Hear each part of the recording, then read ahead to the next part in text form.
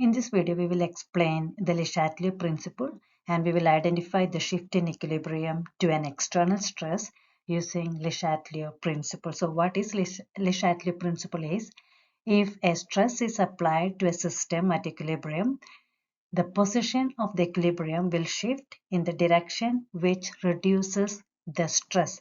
The stress is nothing but any change that we are applying on the reaction system. We are going to discuss three changes, that means three stresses that applies to a system at equilibrium. They are adding or removing the reagent and increase or decrease of pressure or volume and change in temperature. So in this case, what we have to remember is always the shift occurs to re-establish the equilibrium position. So in three stresses we just talked, only two stresses we can say that K remains same. In the third stress, that means when we change the temperature, the K will change. That's a point we have to remember. So K changes only with temperature. If you add or removing the reagent, the K will always remain same. That's what actually the system is trying to do, to make that K always constant. But by changing the temperature, K will change. Okay, and also the increase or decrease of pressure or volume is applied only for gases. Let us see an example here. Arsenic can be extracted from its ore by first reacting the ore with oxygen to form solid As4O6, which is then reduced using carbon. So the equation is given, and predict the direction of the shift of the equilibrium position in response to each of the following changes in conditions. So first one is addition of carbon monoxide. So what will happen in adding carbon monoxide? Look in the equation. Carbon monoxide is on the right side and it is in the gaseous phase. So if we are adding more carbon dioxide, that means we are increasing the product side. If we increase something on the product side, the system will try to reduce that stress by shifting that equilibrium to the reactant side. So that means if you add more carbon monoxide, the shift will occur towards left. And now addition or removal of carbon or tetraarsenic hexoxide. Carbon and tetraarsenic hexoxide both are solids, so there is no shift because solids will not take part in the shift. Okay, so in the it will not be in the equilibrium expression, right? Okay, then removal of gaseous arsenic. The gaseous arsenic is on the product side. So if you remove something, the system will try to re-establish the equilibrium by forming more As4. That means it will move towards the product side. So that means the system will shift to the right side.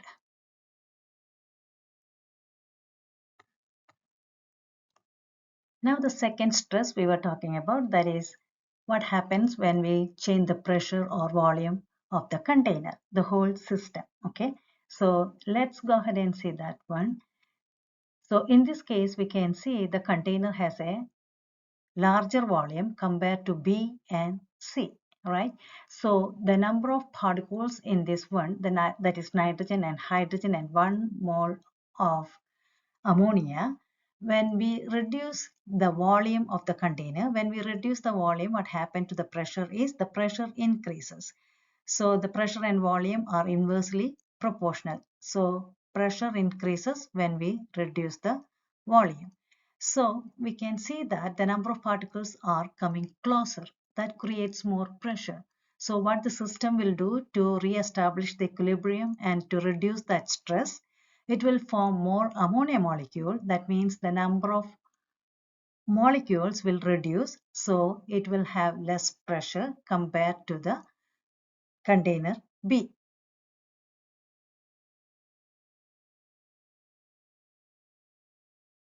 And so the point we have to remember is when the pressure increased, that means the pressure of the whole system, the increase, it will shift towards less number of particles.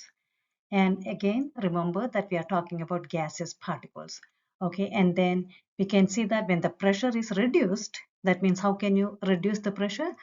We can pull the piston outward, and then the volume is increasing and the pressure will decrease. So what will happen is it will shift to the side where there is larger number of gaseous particles. So this relation we should know. So remember, when pressure increased, it will shift to less number of particles. When the pressure decreased, it will shift to more number of particles. Let's see another example here. Predict the shift in equilibrium position that will occur for each of the following processes when volume is reduced. So the point we have to remember is when volume is reduced, pressure is increasing. When the pressure increases, that means the system will shift towards less number of particles, gaseous particles. So in the first case, we can see that the gaseous particle is on the left side and we cannot see any gaseous particles on the right side. So when the pressure increased, it will try to go to the side where there is no gas particles. So it will shift towards right. So in the second case, we can see gaseous particles on the left side, one PCl3, one Cl2. So total 2 gaseous particles here. On the right side, we can see only one PCl5. So when the pressure increased, what it will do? It will try to reduce the pressure by moving towards less number of gaseous particles. So in this case also, it will have a tendency to move towards right. So we will have shift towards right. And in the third case, we can see 1 PCl3 gas, 3 NH3 gas. So total 1 plus 3, 4 on the left. And on the right side, we have 1 PNH2 thrice and 3 HCl. So 1 plus 3, 4. So on both sides, the same number. So there is no change in the number of gas particles. So that means no shift.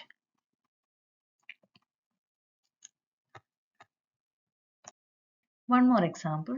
Here N2 plus 3H2 gives 2NH3. Let us say both cases when the volume is increased and the volume is decreased. So when volume increased, pressure will be less. So less pressure means we have to see that more number of gas particles. More number of gas particles. So it will shift towards because pressure is less. When the volume is reduced, pressure will be more. So it will shift towards less number of gaseous particles. So let us see this example in both ways.